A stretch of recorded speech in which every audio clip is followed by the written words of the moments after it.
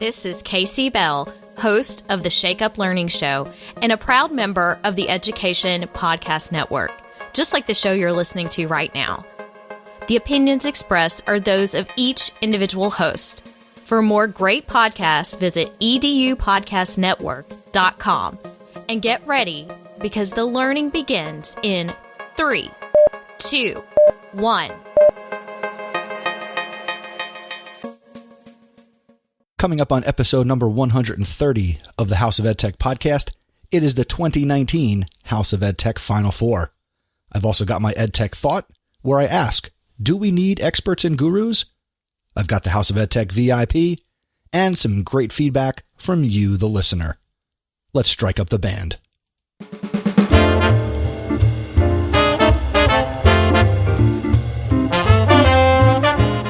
Welcome to the House of EdTech podcast. I am your host, Chris Nessie. The House of EdTech explores how technology is changing the way teachers teach and the impact that technology is having in education.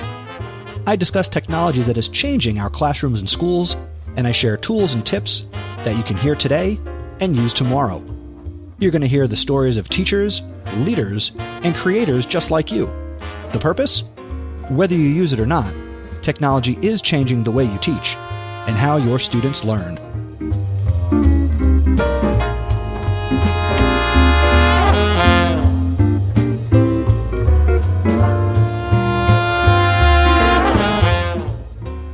It's game time, everybody.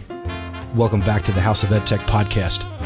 I am so thankful that you are taking time to make this podcast part of your anytime, anywhere professional development.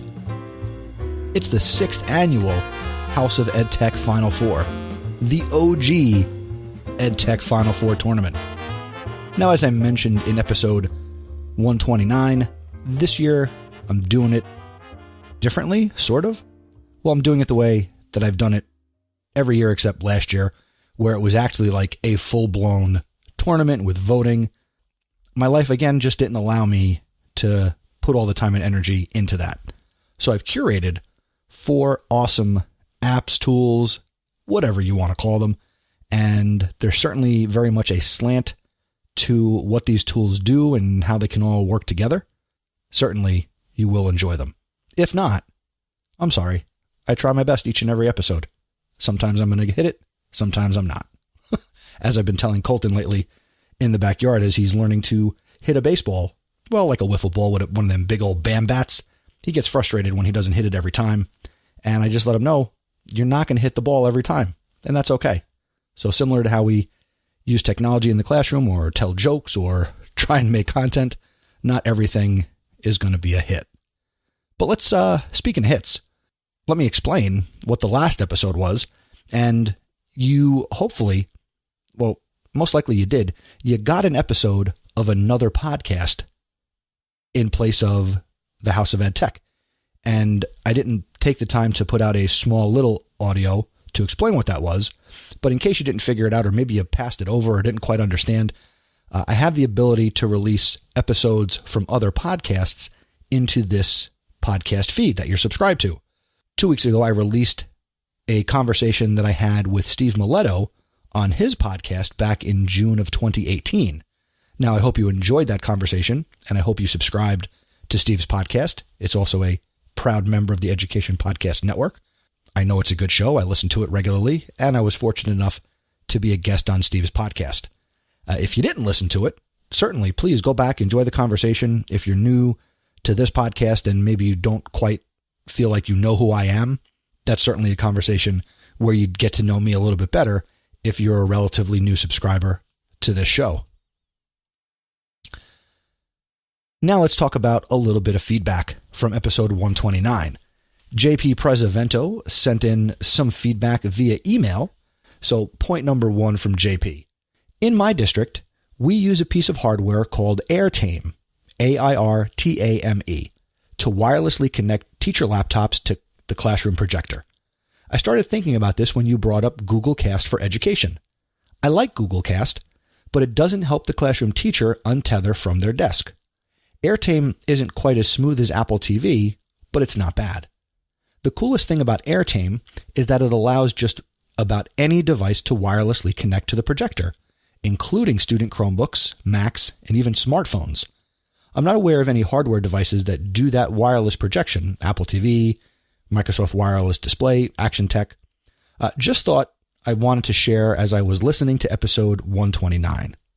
JP also goes on to say, point number 2, have you thought about doing a segment about the implication of Spotify's recent purchase of Anchor and Gimlet Media?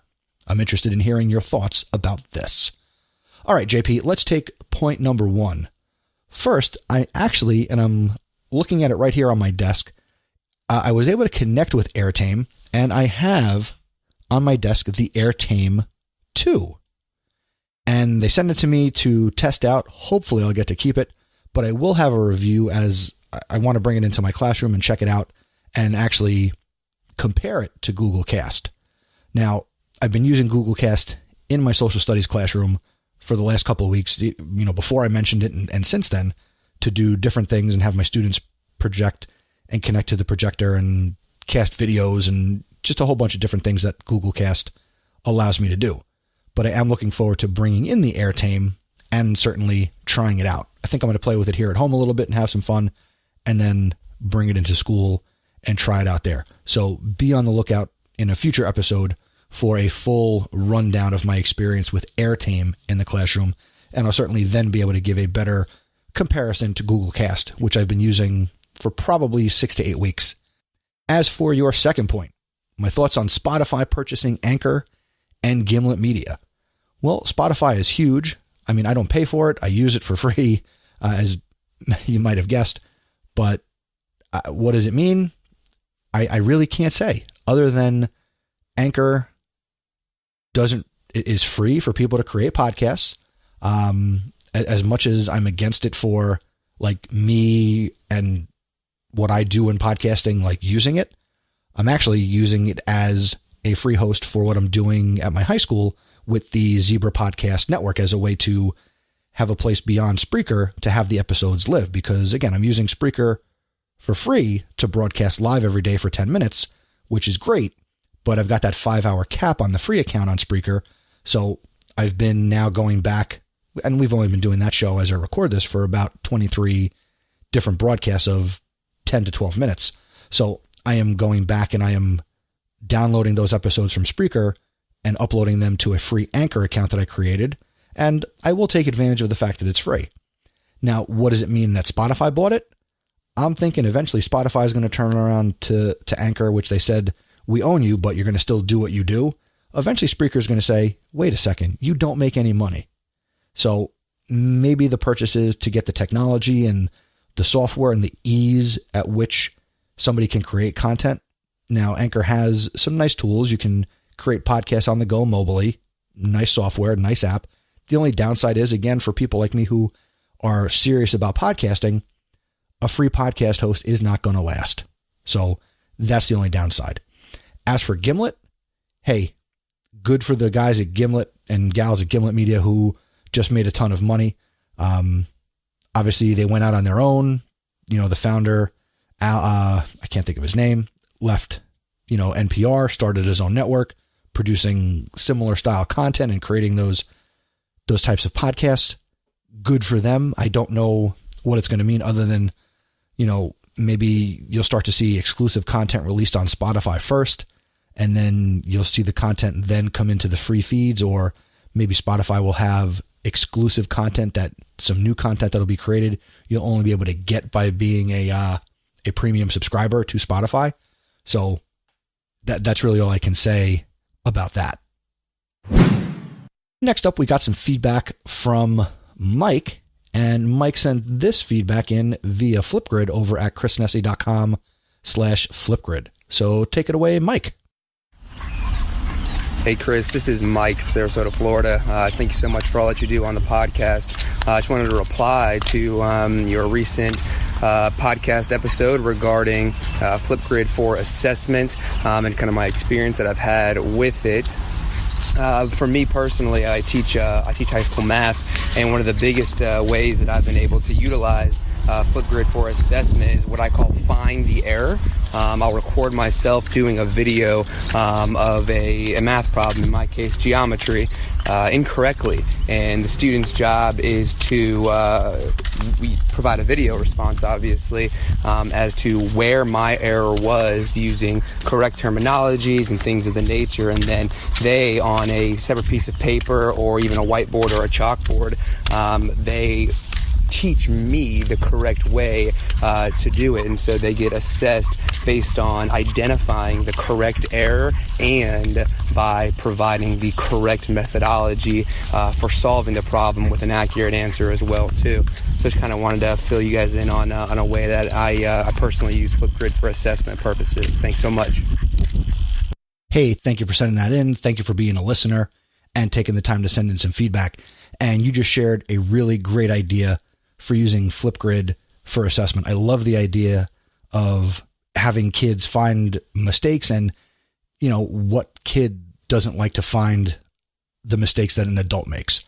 I don't know if you let them know that that's the point and like you're kind of setting them up, or if you're making them think, find mistakes. If you find them, that's great, but maybe there are no mistakes, but you get them to kind of look through your work, and obviously you're utilizing video and they're utilizing Flipgrid. So I think all around, that's a really great idea. And I will be sharing that idea with one Bowtie Joe, a high school math teacher and one of my good friends in education that I do get to work with on a daily basis. Thanks again, Mike, for sending that in. Next up, we got some feedback from Nishi. Take it away. Hello, Mr. Nessie. This is Nishi Langhorn. I am an instructional coach, a technology coach in Fairfax County, Virginia, and I absolutely love your show. It's inspired me to try so many different things, including starting my own podcast, which I just started. Just got on iTunes. It's called Invitations to Learn, and I hold classroom conversations on how to make learning more rigorous, engaging, and blended. And I've been interviewing teachers at my school and people in the county, and it's been really, really awesome. So I just want to thank you for your inspiration and your tips and your tricks in your podcasting series, your podcast on podcasting. So thanks so much. Love your show. Nishi, thank you so much. That when I got your feedback, that really made me feel warm and fuzzy inside, because it's nice to know that other than me assuming that I'm providing value to people, I'm glad that I could play a small role in you starting a podcast and creating some content that you found valuable. And if you ever need anything, please don't hesitate to reach out. I would love to help. If you ever want to get on a Google Hangout and geek out and talk a little podcasting, I would love to do that. All you have to do is ask. Very cool. Thank you so much. And for you who's listening, make sure you connect with Nishi on Twitter. She is at Mrs. Langhorne, and that's Mrs. MRS LANGHORNE.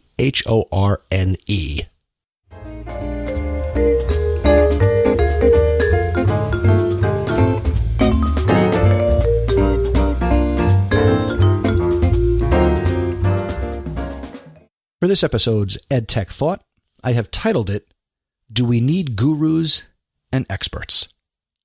I've seen a lot of pushback on social media lately about those that many of us see as experts in the world of education. You know many of the names. You follow them on Twitter, you participate in their chats, you've bought their books, you read their blogs, and maybe now you listen to their podcasts. The pushback I'm seeing and reading has to do with so many of these people not currently working in classrooms anymore. They taught for X number of years, and now they've moved into training and or consulting roles. Many own their own businesses or have moved into the private sector of education. I'm not convinced that this is entirely a bad thing. I will say, full disclosure, I get annoyed by the constant barrage of social media posts that have been crafted to be shared endlessly. The difference now is that people are calling people out for it. I guess in a sense, I'm doing that right now. There is a part of me that is jealous too, and I've talked about this a little bit in the past. Before I started this podcast, I was quote-unquote just another teacher. I didn't choose this profession for fame and fortune. Do more people know me now than a few years ago? 100%. I haven't leveraged anything I'm doing for anything other than learning from others and sharing my perspective, like right now. Some people see me as an education podcasting go-to person. Many more don't even know I exist. And that's fine. I value those that know me. I value you as a listener. But I wouldn't poo-poo having, say, 100,000 followers on Twitter and also get tens of thousands of downloads on each episode of the podcast. I would love that. I guess that the gurus are doing what makes them happy. Who knows why people truly leave the classroom? Obviously, the original plan wasn't teach for 5 years, write a book, and then develop a product to sell. That's the kind of thing that might come to a person over time. Have some experts shifted towards sell, sell, sell? Yeah, they have. But that's their job. They're not teaching anymore, as you and I might teach, or maybe somebody you know is a classroom teacher, but they are moved on and they're teaching adults. We shouldn't begrudge someone for making a living, supporting their family, and we certainly shouldn't knock anybody for being successful. I say, God bless the future ready, the pirates, the ditchers, the cult leaders, the casters, the hackers, and other branded consultants and gurus of the education world. Do I agree with everything these people do and say? No. I question a lot of what's said and how it's said. Not because I'm jealous or envious, but because it's important to ask questions.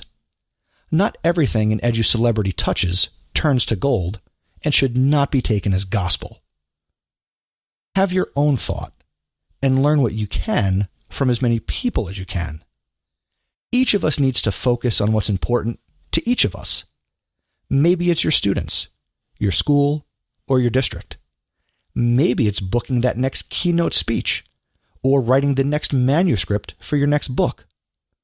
Do what you love and love what you do.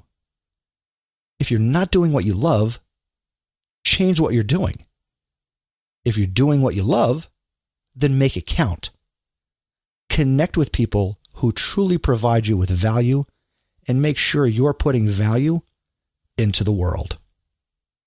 That's my EdTech thought.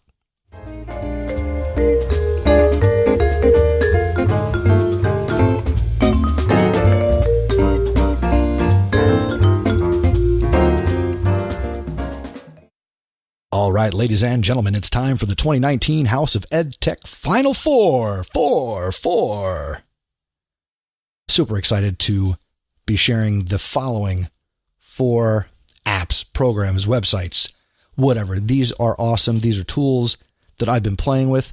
Now, they're not appropriate for every age level. Not that I'm saying they're inappropriate, but some of these things might be more useful to you as an educator who may want to be creating content or sharing this with older students, say 7th grade and up, and maybe even using it where you are the leader with younger students. But let's dive in to these 4 pieces of technology that could certainly change the game in education technology. Number 1, out of the fill-in-the-blank region, we've got a new player called GetVocal. GetVocal. Remember that you heard it here first about GetVocal. So what is GetVocal?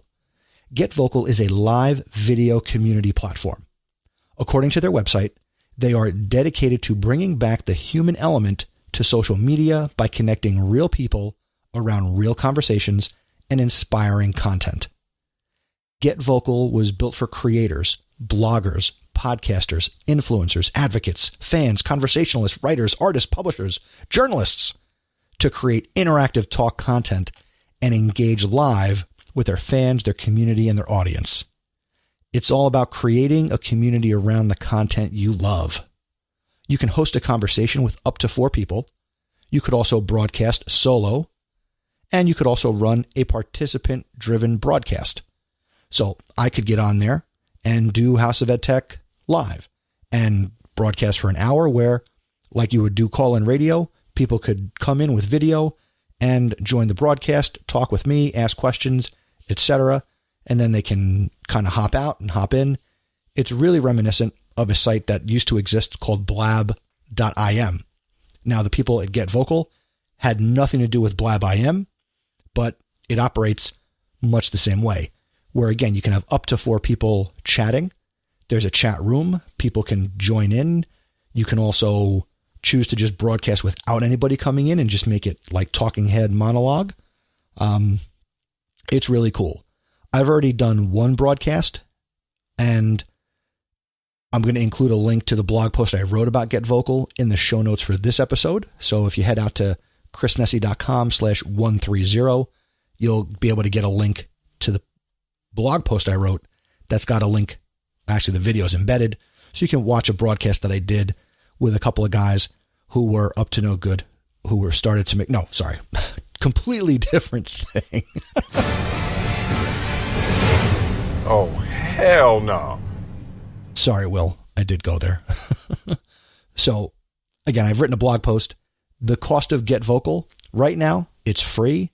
I don't know what their plans are. I've actually tried to connect with one of the founders and people behind Get Vocal, so I may have a conversation to share with you in a future episode. But for now, head over to getvocal.com and check it out.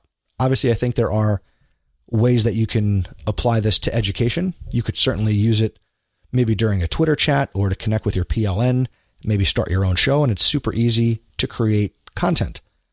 A way you could apply this in the classroom, it's a video chat platform where, in theory, you could host a conversation and have a way to record it. That's one of the nice features. You can record the conversations, and you could then download the video or just the audio by itself. So you could use it to create interviews for podcasts. You can use it to just have a video archive of conversations you have with guests who you bring into your classroom. And then that video could be repurposed on, say, a YouTube channel, or again, the audio could be repurposed. So definitely go check out Get Vocal. Next up, we have StreamYard. That's StreamYard. And that's at StreamYard.com. It's another streaming tool that allows you to live stream to your Facebook profile, a Facebook group, or a YouTube channel. Now, if you use it for free, you can only stream to one of those platforms at a time. If you pay them with a paid account, because that's what you do when you pay for an account. Yeah, you guys follow me. If you pay them, you can then use something like restream.io, and then you can broadcast to multiple platforms at one time. If you use StreamYard for free, certainly that's a great way to start. StreamYard allows you to invite people to join your broadcast, similar to Get Vocal, but if you're streaming live on Facebook, there'll be a link where people can click on it and join your broadcast, and you have like a little green room area on the back end where you can see people who want to join, and you can bring them in. One advantage that StreamYard has over Get Vocal is right now, StreamYard does have a way that you can do a screen share, and you could be broadcasting you like a little picture-in-picture, and then you can make your screen that you're sharing a little bit bigger. So you could make live tutorials or make tutorials and then download them and publish them elsewhere, or live stream to Periscope, maybe a live lesson for your students on a snow day, or maybe like an extra help session as we get into AP testing season. I don't know. The possibilities are endless. If you've got ideas on how you can live stream, leave a comment on the show notes at chrisnessy.com/130. And if you want to check out StreamYard, you can go to StreamYard.com. Now, the one thing that I've done with StreamYard in terms of broadcasting is I recently used it for a live broadcast of a taping of Central City Underground, which is a Flash TV show fan podcast that I co-host. If you're a Flash fan, definitely check out Central City Underground, and you can meet my alter ego, The Professor, which is my superhero podcast name. Just thought I would throw that out there. Next up, we have Discord. Now, if you have children, or the fact that you work with children, you may have heard of Discord. Maybe you game yourself and you use Discord in your gaming. So what is it if you don't know? Well, Discord is an all-in-one voice and text chat for gamers that's free, secure, and works on both your desktop and your phone. It is like the wonder child of Skype and TeamSpeak. It's hugely popular in the world of gaming and streaming. But I also think it could be useful for education. A free Discord server could be set up for the faculty of a school to communicate and collaborate to get messages out. Sort of like Slack, except there's a live voice component. A Discord server could also be used to connect with a class, with its ability to have channels and roles for participants. It might be a way to integrate parents or get other members of the community to be involved electronically. Now, I don't think that Discord is something that's going to be valuable for younger students, but I certainly think that if you've got students grades 7 through 12, they, through their world of gaming, they might be using Discord already. So let's invade Discord as adults and teachers and basically ruin it for the students. I jest, but I mean, that's what would happen, right? So this could be the next platform that we certainly provide additional value to, that they might not see as educational, but we could certainly put an educational spin on it. And a Discord server could also be set up for your PLN. I've actually created a House of Ed Tech Discord server that I've been sitting on, wondering if it would be useful. But since I am including Discord here in the EdTech Final Four, I think now's the time to let you know about it. And this is the only place you're going to hear about it. So I'm not going to tweet about it. I'm not going to post about it on the website. So remember this link, chrisnessy.com/discord, DISCORD.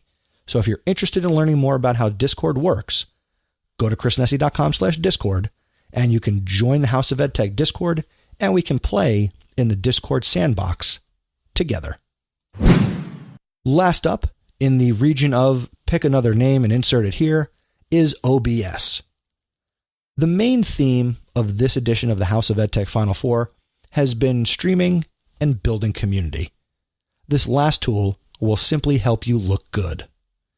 Open Broadcast Software, or OBS as it's known, is a free program for Windows, Mac, and Linux that lets you build more into the video you record or live stream.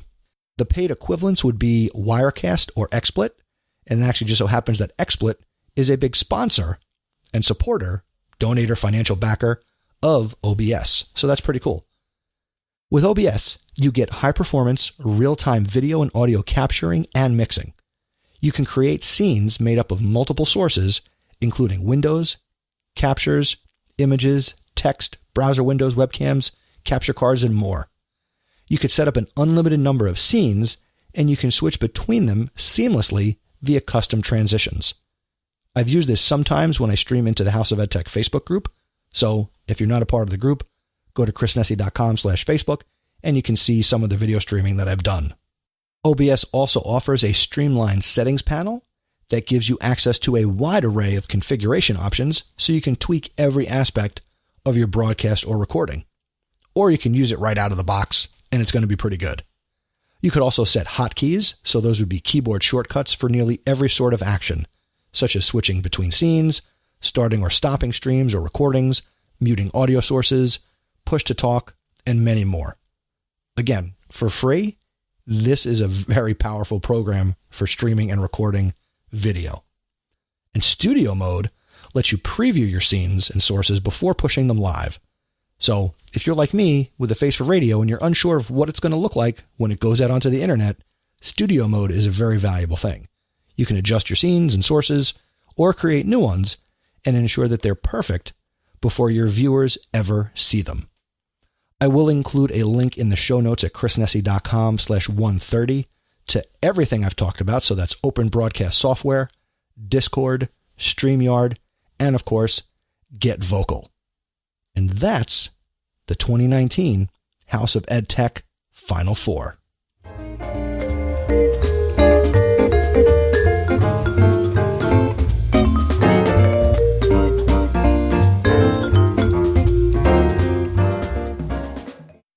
What better time than the House of EdTech Final Four episode to debut a brand new segment? And this will be a segment that is contingent on audience participation. So this segment is called Just Give It a Try. And I want to give a shout out to Dan Gallagher for coming up with this segment called Just Give It a Try. So what is the point of this new segment? Well, Dan pointed out to me that I've been saying for years, using technology isn't difficult, just give it a try. Well, let's give you the opportunity as a listener to share with me and the entire House of EdTech community the things that you have tried. You may have been successful. You may have fallen flat on your face. I don't care. I want to hear your stories because, again, that's what this podcast is built on. Me talking to you either through interview or you sending in feedback about what you're doing in your classroom using education technology. So to kick off this segment, I've got some audio from Dan, and we're going to power this segment with Flipgrid at his suggestion. So Dan Gallagher, take it away with the first installment of Just Give It a Try. So I had this science teacher who is timid with technology, so I coaxed him into allowing me to come in and to co-model a program called Active Prompt, which allows any user to upload an image, and then anyone that goes to the page that's created, they get a red dot, and they can place that red dot anywhere on the image, and it collects data. So we were going to use this to follow up from an activity they did the other day where they created soda geysers. That's those Mentos with like Diet Pepsi. You drop the Mentos in, it causes a rush of foam. They measured the height depending on the number of Mentos. So what we wanted them to do is to analyze the graph of the data they collected and then to extrapolate what if we had 7 Mentos? How high would the geyser go? And so we uploaded the graph into Active Prompt. We had the students go to the site. They all got a red dot. But what we failed to think ahead about is anytime you refresh the page, you get another dot. And so even though we had a class of 21 students, all of a sudden we started seeing we had 30-some responses. So it was a little learning moment for us. We had to kind of have that conversation with the students that we wanted accurate data collecting, that we weren't looking for as many submissions as we could get. We wanted to have submissions that represented the number of students in the class. Once we kind of talked into that and we were able to use the tool for another example, we got more accurate results. So I would highly recommend this tool, Active Prompt. It's very simplistic, but can be quite powerful in how you use it. So thank you for letting me get a chance to share a technology attempt. And if you want to follow me on Twitter, I'm at Gallagher_tech. My name's Dan Gallagher, and I'm a tech coach in New Jersey. That's what he was about to say. He's a tech coach in New Jersey. Dan, thank you so much for the suggestion for the segment. Thank you for submitting something that I could use to make the segment happen. And again, we're going to use Flipgrid to power this. So if you go to Flipgrid, if you go to chrisnessy.com/Flipgrid, you'll see 2 choices. One grid for feedback and another called Just Give It a Try. So please, if you've got something to contribute to this segment, go to the Just Give It a Try grid. And if you want to share some feedback with Dan, certainly leave a reply to him. And let's grow this segment where we're going to share your stories. Because I make this podcast for you, and I also make it for me, but it's mostly for you with a little bit of me. And I want to get your voices in it. Do you follow me? I hope you follow me. So thank you, Dan. And there will be a link to everything that Dan talked about in the show notes over at chrisnessy.com/130.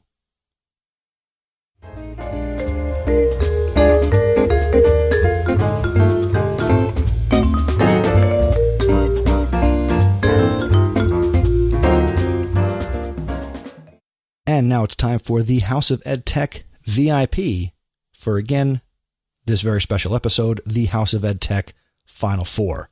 And the VIP for this episode is Miss Courtney Watson from Tech Without Tears. Courtney is a campus instructional technologist for Conroe Independent School District in Conroe, Texas. She creates and presents training sessions using instructional technology tools that support learning goals. She provides technology instruction and support for teachers and students. Courtney also manages the technology orientation of new campus staff and maintains campus equipment. She collaborates with campus administration and the tech team for the planning, acquisition, and implementation of all campus technology resources. She builds and maintains the campus website, and she serves as a campus communicator for the district. You can connect with all of her content at bit.ly/technotears, and you can connect with Courtney on Twitter. She is C_Rod. That's C_ROD. Congratulations, Courtney. You are a House of Ed Tech VIP.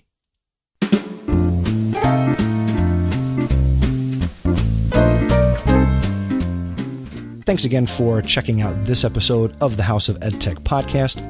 I hope you enjoyed the 2019 House of Ed Tech Final Four.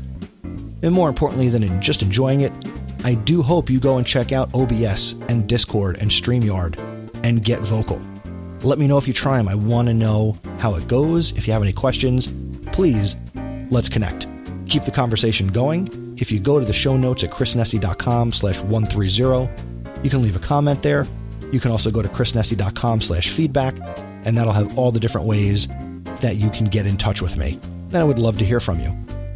If you enjoy the podcast, do me a favor. Tell somebody else about the House of Ed Tech. What are you doing keeping this all to yourself? This podcast is like manure. It's not worth a thing unless you spread it around. Thank you, Dolly Levi. This is also the 20-year anniversary of me getting out of high school this year, where I was a theater geek, so I just happened to think of that because I was in Hello, Dolly when I was in high school. So that metaphor, I think, applies to this podcast. The other thing you can do if you enjoy the show is you could consider becoming an awesome supporter of the podcast.